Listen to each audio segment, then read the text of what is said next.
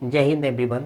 मैं विनोद राजपूत आज एक आपकी क्लास लेके आए हैं जो कि पूरी की पूरी आपके यूपी पुलिस और एसएससी जीडी पर आधारित है, जहां हमने आपके पुराने ईयर्स में यानी प्रीवियस ईयर में जो क्वेश्चन आए थे उनको इंक्लूड किया है और आने वाले क्वेश्चंस को भी हमने जो आपके आने की संभावना है उस टाइप के कोई क्वेश्चन को हमने इंक्लूड किया है और उनको एक हमने बेसिक टू आपका ट्रिक से भी हमने सिखाया, बेसिक में भी सिखाया है, ट्रिक से भी हम आपको बताएंगे आपका कैसे समय बचाया जा सकता है एग्जामों में, वो भी आपको हम प्रोसेस सिखाएंगे।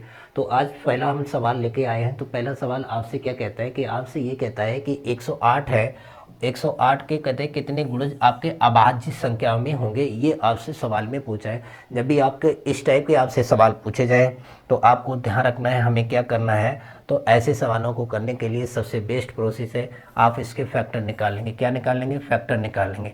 तो फैक्टर हम निकालते हैं, 2 से डिविजिबल किया तो हमारा ये 54 बार गया, फिर मैंने 2 से डिविजिबल किया तो 27 बार गया, फिर मेरा 2 से नहीं जाएगा 3 से जाएगा तो हमारा कितना 9 टाइम्स जाएगा, फिर मैंने 3 से डिविजिबल किया तो हमारा कितना 3 टाइम्स गया और लास्ट में 3 से डिविजिबल किया तो मेरा कितनी बार गया? आपका 1 बार गया। तो आपने देखा जो हमारे नंबर ऑफ जो हमारे प्राइम फैक्टर होंगे तो वो कितने बनेंगे? तो प्राइम फैक्टर जो यहाँ से देखें हम प्राइम फैक्टर तो हमारे यहाँ से जो बनेंगे वो कितने बनेंगे? तो आप काउंट कर लेंगे कितने हैं हमारे। तो 1 2 3 4 और 5। तो इस सवाल का जो आंसर आ रहा होगा वो कितना आ रहा होगा? 5 आ रहा होगा, जो किस ऑप्शन में दे रखा है? डी वाले ऑप्शन में दे रखा है। और सवाल का जो आंसर सही होगा वो क्या सही होगा? आपका डी आंसर सही होगा। तो ये था मेरा पहला सवाल। अगले सवाल की तरफ देखते हैं क्या आपसे पूछ रहा है। अगला सवाल आपका बोर्ड पे दे रखा है, जहां आपसे क्या है, ये कहता है आपका लोएस्ट फॉर्म आपसे पूछा है। एक आपका फ्रैक्शन दिया है तो उससे कहा है कि उसने कहा कि लोएस्ट फॉर्म आपको बतानी है, टर्म्स आपको ज्ञात करना है, कैसे आपको निकालना है। तो बहुत ही आसान सा तरीका होता है ऐसे सवालों को। 27 आपका 14 है और आपका यहाँ पे कितना 50 आपका 74 है। तो मैं 2 से डिविजिबल करें तो ये मेरा कितना बन रहा है? 13 आपका 5 और आपका 7 बनेगा। इसे 2 से डिवाइड करेंगे तो ये आपका 25 आपका 37 बनेगा। तो अगर और भी देखें तो ये आपका कितना बनेगा? 23 और आपका 59 बनेगा, ये फैक्टर बनेगा। और इसके अगर मैं फैक्टर देखता हूँ तो 43 इंटू आपका 59 का आपका ये बनेगा। तो 59 से 59 डिविजिबल हो जाएगा तो हमारा जो फाइनल बचेगा शॉर्ट वो कितना बचेगा? 23 बटा 43 बचेगा, जो किस ऑप्शन में दे रखा है? तो आप ऑप्शन देखेंगे तो सी वाले ऑप्शन में दे रखा है, जो इस सवाल का आंसर होगा। कौन सा सही होगा? 23 बटे 43 इस सवाल का आंसर सही होगा। तो ये क्वेश्चन था, 2 नंबर का क्वेश्चन था। अगले क्वेश्चन को देखते हैं क्या कह रहा है। अगला क्वेश्चन आपका यहाँ से कह रहा है सेम आपका दूसरे वाले जैसा ही है। यहाँ भी आपसे कहता है कि लोएस्ट फॉर्म क्या होगी इसकी, वो लोएस्ट फॉर्म यहाँ से भी पूछ रहा है लोएस्ट फॉर्म। तो लोएस्ट फॉर्म आपको करने के लिए आपको क्या करना है? इसको डिवाइड करना है। तो आपका पहले देखते हैं 25 30 है और नीचे वाली संख्या है वो 14 आपका कितना है? 30 है। तो यहाँ हम देखते हैं सबसे पहले तो 0 से तो मेरा 0 डिविजिबल है, चूँकि हमको यहाँ से एक चीज़ कंफर्म हो गई कि हमारा यहाँ पर जो लास्ट वाला 143 है उसका फैक्टर क्या बनता है? वो मेरा जो फैक्टर बनता है वो आपका 11 मल्टीप्लाई बाई 13 बनता है। अब हमको पता है कि यहाँ किसी में 11 था नहीं था, तो क्यों ना हम 11 से ऊपर वाली को डिविजिट करें। तो 11 को ऊपर वाली आपका 11 दूनी 22, यहाँ पे 3 बचा, 11 3 33 और आपका ये फैक्टर बना। तो 11 से 11 डिविजिबल हो गया। तो हमारा जो आंसर बना शॉर्ट फॉर्म बना वो क्या बना? 23 बटे 13, जो किस ऑप्शन में दे रखा है? वो आपके सी वाले ऑप्शन में दे रखा है। और इस सवाल का जो आंसर भी होगा वो क्या सही होगा? सी आंसर सही होगा, जिसमें क्या लिखा हुआ है आपका 23 बाई आपका 13 आपका आंसर सही होगा। तो ये था हमारा ये सवाल, जहाँ पर आपसे लोएस्ट फॉर्म तीसरे नंबर सवाल में पूछा हुआ था। चलते हैं अगले सवाल की तरफ। अगला सवाल आपसे क्या कह रहा है?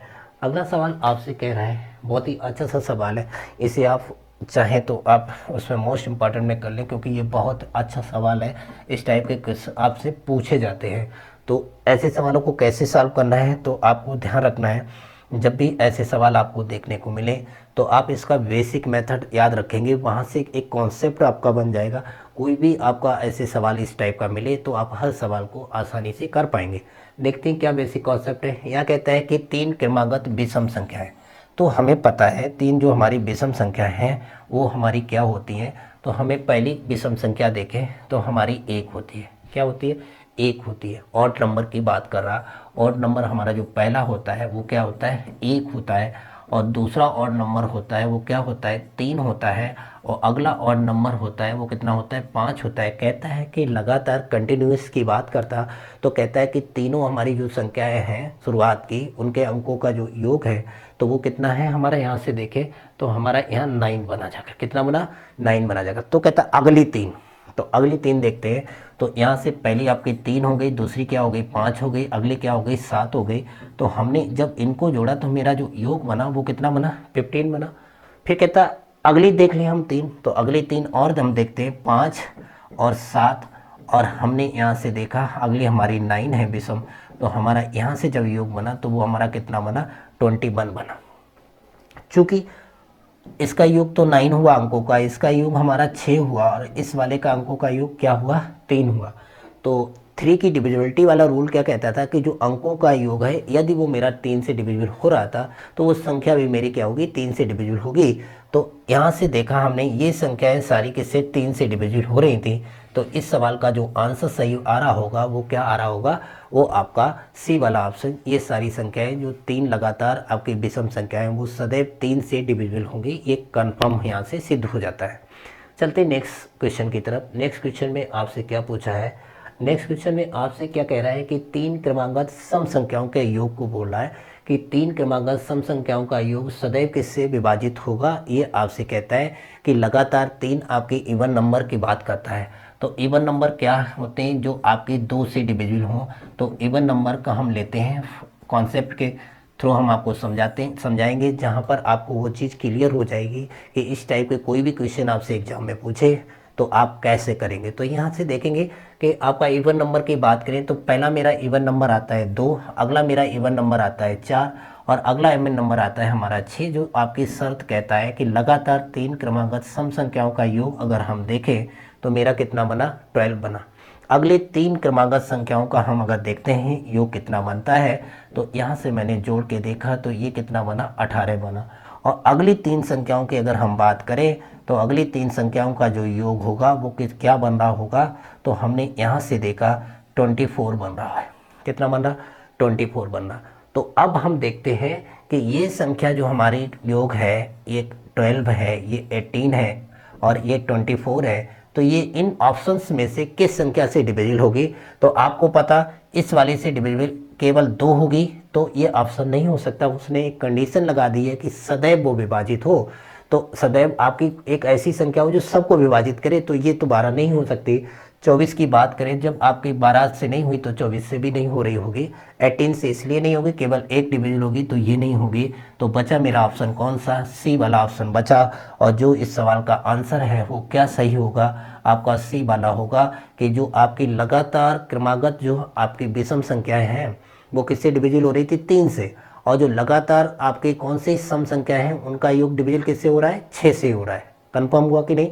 आप यहाँ पे एक नोट पे भी लिख सकते हैं, क्या लिख सकते हैं कि अगर वो आपसे कहे कि कंटिन्यूअस, अगर आपकी 3 आपकी लगातार, यहाँ पे क्या कह रहा था, लगातार आपकी 3 अगर 3 सम संख्याओं का योग की बात कर रहा है, सम संख्याओं का योग की बात करें, संख्याएं का योग की बात करें, तो आपको क्या करना है, वो सदैव किससे डिविजिबल होगा, आपका 6 से डिविजिबल होगा, आपका 6 से डिविजिबल होगा।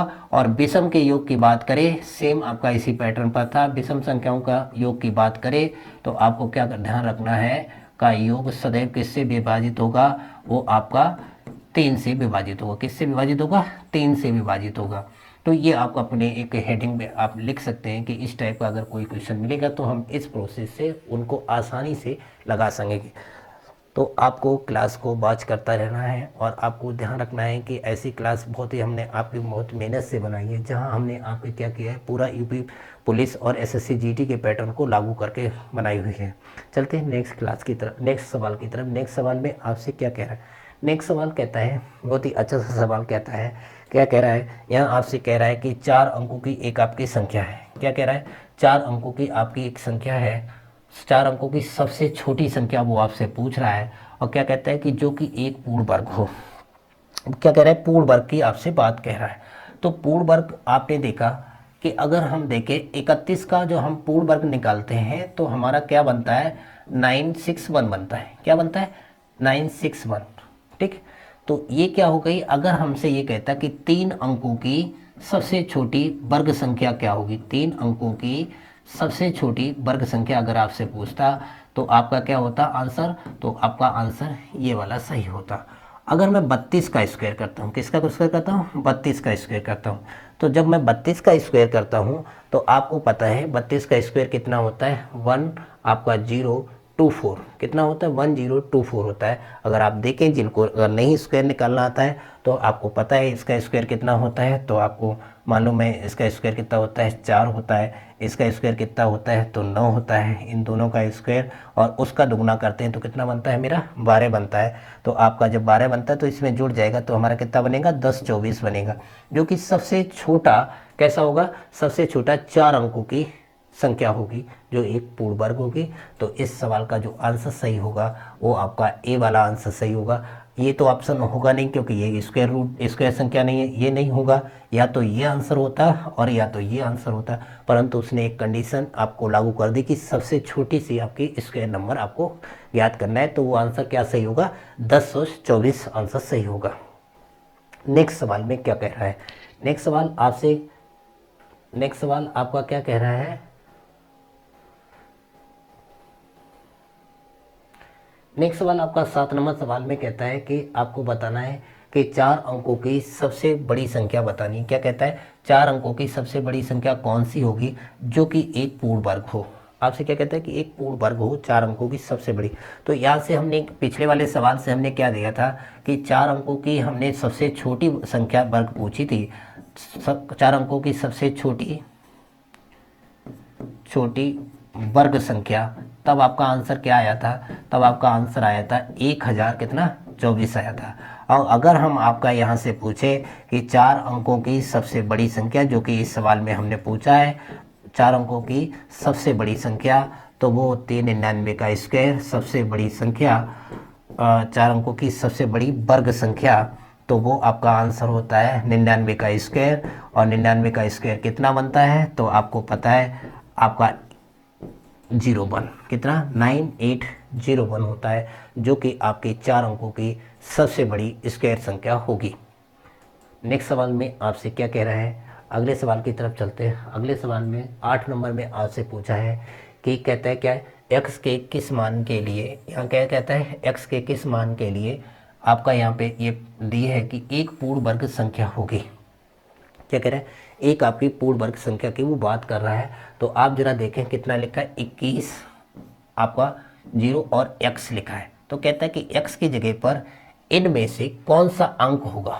ये आपके अंक दिए हैं, तो आपका कहता है इनमें से कौन सा अंक होगा कि जो ये संख्या एक स्क्वायर संख्या हो जाए, वर्ग संख्या हो जाए। तो आपको ध्यान रखना है कि जब भी हम 5 वाली डिजिट को देखते हैं, 5 का अगर अंत में अंक होगा तो इससे पहले सदैव क्या होगा? 2 होगा। क्या होगा? 2 होगा, वर्ग अगर संख्या में बात करते। लेकिन ऐसा यहाँ नहीं था, तो आपका बी वाला ऑप्शन तो ऑटोमेटिकली यहाँ से क्या होगा?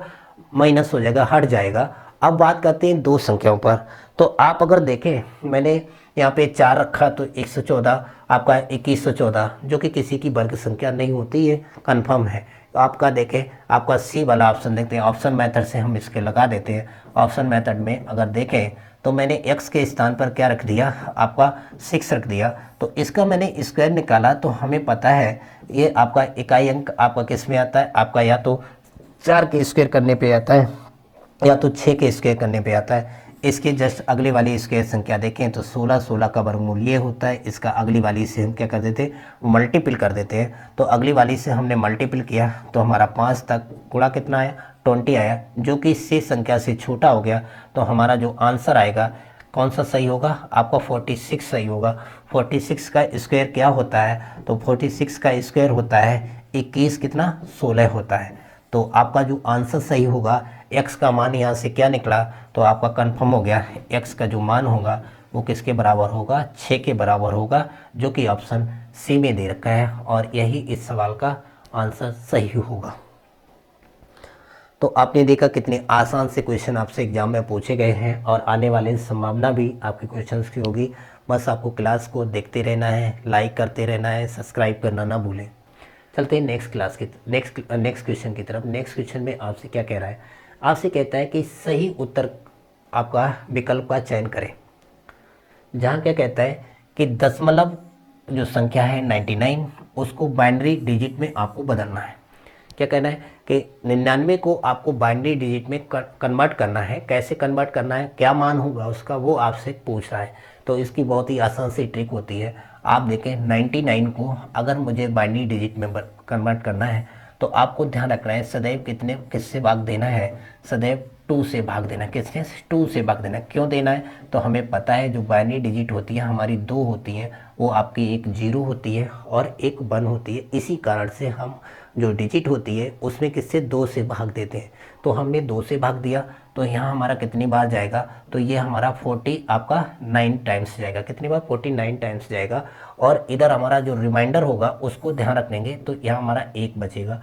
फिर 2 से डिवाइड करेंगे तो हमारा 24 बार जाएगा और यहाँ मेरा फिर एक रिमाइंडर बचेगा। फिर 2 से डिविजिबल करेंगे तो 12 बार जाएगा और यहाँ पे कोई रिमाइंडर नहीं बचेगा। फिर 2 से डिविजिबल करेंगे तो हमारा यहाँ पे 6 टाइम जाएगा, कोई रिमाइंडर नहीं बचेगा। फिर 2 से डिविजिबल करेंगे तो हमारा 3 टाइम्स जाएगा, लेकिन कोई रिमाइंडर नहीं बचेगा। और अगली बार जब हम भाग देंगे तो मेरी संख्या कितनी बार जाएगी, 1 बार डिविजिबल होगा और एक रिमाइंडर बचेगा। तो बाइनरी डिजिट को लिखने की प्रोसेस आपको ध्यान रखना है। क्या बाइनरी डिजिट की लिखने की प्रोसेस अगर आपको आती है तो आप कोई भी सवाल होगा आप आसानी से लिख सकेंगे। तो ये इसकी लिखने की प्रोसेस होती है नीचे से ऊपर की तरफ होती है। किधर होती है? नीचे से ऊपर की तरफ लिखना होता है। तो आपका यहाँ से नीचे से ऊपर की तरफ चलते हैं तो पहला क्या आएगा, 1 आएगा। फिर क्या आएगा, 1 आएगा। फिर 0 आएगा, 0 आएगा, 0 आएगा। फिर लास्ट में 1 और 1। तो आपका जो आंसर बन रहा है वो क्या बन रहा है, 11000011, 11000011। वो आपका कौन से डी वाले ऑप्शन में दे रखा है। तो इसका जो बाइनरी डिजिट होगा वो क्या बाइनरी आपका होगा, वो आपका 11000011 आंसर सही होगा। तो कितना आसान था ऐसे सवालों को बाइनरी डिजिट में कन्वर्ट करना। नेक्स्ट सवाल में आपसे क्या पूछ रहा है, नेक्स्ट सवाल आपका लिखा हुआ है। फिर आपसे वही कहता है, हमने क्या किया है कि एक ऐसे पैटर्न पे सेट किया कि एक एक टाइप के मैंने 2 क्वेश्चन को इंक्लूड किया कि एक अगर आपको समझ में नहीं आता तो दूसरे में आपको वो प्रोसेस फिर से करके दिखाएंगे तो आप आसानी से सवाल को लगा पाएंगे। अगले सवाल में आपसे क्या कहता है कि यहाँ से आपसे कहता है कि 101 को आपको बाइनरी डिजिट में कन्वर्ट करना है। कितने को? 101 को बाइनरी डिजिट में कन्वर्ट करना है। तो आपको मैंने क्या बताया, किससे भाग देंगे, 2 से। क्यों देते हैं? क्योंकि हमारी 2 बाइनरी डिजिट होती है। कौन सी? एक 0 होती है और एक 1 होने के कारण सदैव किससे भाग देंगे, तो ये सदैव आपका 2 से डिविजिबल होगा। तो हमने यहाँ से 2 से भाग दिया। तो पहले हमने 2 से भाग दिया तो हमारा 50 बार गया और रिमाइंडर में क्या बचा, रिमाइंडर में हमारा जो बचा वो हमारा यहाँ 1 बचा। फिर मैंने 2 से डिविजिबल किया तो 25 बार गया, कोई रिमाइंडर नहीं बचा, 0 बचा। फिर मैंने 2 से भाग दिया तो ये 12 बार गया, यहाँ से मेरा एक रिमाइंडर बचा। फिर 2 से भाग दिया तो ये 6 टाइम्स गया, कोई रिमाइंडर नहीं बचा। फिर 2 से भाग दिया तो ये 3 टाइम्स गया और यहाँ पे कोई रिमाइंडर नहीं बचा। फिर 2 से भाग दिया तो हमारा 1 बार गया और 1 रिमाइंडर बचा। तो आपने यहाँ से देखा कि हमने क्या किया, इसको हमने बाइनरी डिजिट में कन्वर्ट कर दिया। लिखने की प्रक्रिया आपको ध्यान रखनी है। बाइनरी डिजिट कैसे लिखी जाती है, तो सदैव नीचे से ऊपर को लिखी जाती है। तो आपके प्रारंभ में 2 1 आ गए, फिर आपके 2 0 आ गए, फिर आपके एक 1 आ गया, फिर एक 0 आ गया और फिर लास्ट में एक 1 आ गया। तो ये आपकी प्रोसेस किस में कन्वर्ट हो गई, बाइनरी में हो गई। डेसिमल जो था उसे किस में कर दिया, डेसिमल को हमने कन्वर्ट कर दिया किस में, आपका बाइनरी में। तो ये आपका कन्वर्ट हो गया। और ये किस ऑप्शन में दिया है, तो ये आपके लास्ट वाले ऑप्शन में दिया है। इस सवाल का जो आंसर सही होगा वो कौन सा सही होगा, डी वाला आंसर आपका सही होगा। चलते हैं अगले क्वेश्चन की तरफ। अगला क्वेश्चन आपसे क्या कह रहा है, अगला क्वेश्चन आपसे कह रहा है कि सही विकल्प का चयन कीजिए। पहले आपने किसे देखा था, आपने देखा था कि डेसिमल जो था वो कन्वर्ट हो रहा था किसमें, डेसिमल जो कन्वर्ट हो रहा था वो हो रहा था आपके किसमें, बाइनरी में हो रहा था। किसमें डेसिमल कन्वर्ट आपका हो रहा था, वो बाइनरी में हो रहा था, बाइनरी डिजिट में। अब आपकी एक बाइनरी डिजिट होगी, उसको कन्वर्ट करना है किसमें, डेसिमल में। किसमें करना है, डेसिमल में आपको कन्वर्ट करना है। तो आपके हमने दोनों टाइप के सवाल को इंक्लूड कर दिया। अगर आपसे एग्जाम में बाइनरी में कन्वर्ट करने को बोले तो कैसे करेंगे, और बाइनरी से डेसिमल में कन्वर्ट करने को बोलेंगे तो उसकी भी प्रक्रिया हम आपको समझा देते हैं। तो सबसे पहले हम बाइनरी डिजिट को देखते हैं, वो आपकी क्या दे रखी है। तो आपकी कितनी संख्या है, हमारी 7 संख्या है। तो एक टेबल का निर्माण करेंगे जहाँ पर आपके टेबल में कितने आपके कॉलम होंगे, वो आपके 7 होंगे। 1 2 3 4 5 6 और 7 आपके हो गए। डिजिट को फिल कर देंगे 1 1 0 4 टाइम 1 आपका ये हो जाएगा। तो जब आपका ये हो गया तो अब आपको क्या करना है, ये प्रक्रिया आपको सीखनी है। तो आपको ध्यान रखना है, यहाँ पर आपको 1 लिखना है, यहाँ पे आपको 2 लिखना है, इसका दुगना यहाँ लिखना है 4 और इसका दुगना यहाँ लिखना है 8 और इसका दुगना यहाँ लिखना है 16, 16 का दुगना यहाँ लिखना है 32 और 32 का दोगुना लिखना है। तो आपका कितना बनेगा, 64 बनेगा। कितना बनेगा, 64 बनेगा। अब आप देखेंगे इन सबको क्या करेंगे, ऐड कर लेंगे, जोड़ लेंगे। तो आप जब जोड़ेंगे तो एक चीज़ आपको ध्यान रखने, जोड़ेंगे तब पहले इनका सभी का मल्टीप्लिकेशन करने के बाद ही ये जुड़ता है। तो आपने देखा कि जब 0 का गुणा 16 से करेंगे तो ये टर्म्स हमारा क्या हो जाएगा, 0 में कन्वर्ट हो जाएगा। और जब ये 0 में कन्वर्ट हो जाएगा तो जो आपका पार्ट होगा यहाँ से ये जोड़ेंगे 96 हो जाएगा, और इधर हम ये जोड़ेंगे तो ये 15 हो रहा है। तो 96 में जब मैंने 15 को जोड़ा तो हमारा आंसर क्या बन रहा है, 1 1 1 3 टाइम्स 1 बन रहा है। और ये किस ऑप्शन में दे रखा है, तो ये हम चेक करते हैं किस ऑप्शन में है। तो ए वाले ऑप्शन में इसका आंसर दे रखा है। और जो इस सवाल का आंसर सही होगा वो कौन सा सही होगा, आपका ये वाला सही। अभी भी अगर किसी को समझ में नहीं आया तो हम एक आपका एग्जाम्पल के तौर पर एक सवाल लिख दे रहे हैं। जैसे मान लीजिए कि आपका माना कि आपका एक कोई डिजिट लिखी है बाइनरी, वो आपकी थी 1 0 1 और 1 थी। आपको इसका क्या करना है, डेसिमल में कन्वर्ट करना है। तो इसके 4 आपके कॉलम कर देंगे। यहाँ आपका 1 लिखेंगे, 1 का दुगुना 2 होता है, 2 का दुगुना 4 होता है, 4 का दुगुना 8 होता है। गुणा कर लेंगे, गुणा करने के बाद इन सबको ऐड कर लेंगे। तो ये तो आपका 1 आ जाएगा, प्लस आपका 2 आ जाएगा, प्लस आपका 0 आ जाएगा, लास्ट में कितना हो जाएगा 8। और 8 और 3 कितना होता है 11। 11 का बाइनरी नंबर क्या होता है 1011 आपका आंसर होता है। तो आप आशा करता हूँ कि आप ये सवाल सीख गए होंगे कैसे आपके क्वेश्चन क्या था, बाइनरी टू आपका डेसिमल, और इससे पहले हमने क्या सिखाया था, डेसिमल टू बाइनरी में कन्वर्ट करना सिखाया था। लगातार क्लास को देखते रहिएगा, वॉच करते रहिएगा और आपको लाइक करना नहीं भूलना है। चलते नेक्स्ट सवाल में। नेक्स्ट सवाल आपका बहुत ही अच्छा सा दे रखा है। यहाँ आपसे कहता है ए और बी आपके आर पॉजिटिव इंटीजर, ए और बी दो आपके धनात्मक आपके पूर्णांक है। If a plus b plus a b equal आपका दे रखा है यहाँ पर कितना 65 के। Then what is the difference between आपका ए एंड बी। बट आपको यहाँ पे क्या कह रखा है, यहाँ पे एक छोटा सा मिसप्रिंट दे रखा है, बस आपको उसको ध्यान रखना है। यहाँ पे आपका ये किसका, ये दे रखा है क्या, ए प्लस बी, ए और बी जो है वो किससे इसके छोटी है, किससे 15 से छोटी है या बराबर है, ये आपको संख्या देखनी है। तो उसने ये कहा कि जो ए और बी है उनके बीच का डिफरेंस क्या है। पहले तो आपको संख्या फाइंड करनी है, इंटीजर फाइंड करने कि दोनों इंटीजर क्या है पॉजिटिव, और उसके बाद उनका डिफरेंस निकालना है। तो जरा देखते हैं कि वो इसका मान किसके 65 के बराबर की बात करता है। तो हम इंटीजर अगर देखें यहाँ से तो हमारे इंटीजर क्या होंगे, तो आप अगर देखें हमारे, अगर मैं 1 और 3 लेता तो नहीं मेरा बनता है 65 के बराबर। हमने क्या किया, एक इंटीजर मैंने 5 लिया और एक इंटीजर मैंने 10 लिया, दोनों आपके पॉजिटिव इंटीजर हैं।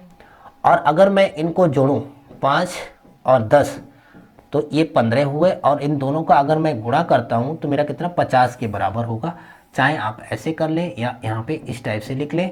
तो आपका 15 प्लस 50 किसके बराबर हो रहा था, तो आपका यहाँ से आंसर बना था 65 के बराबर बना था।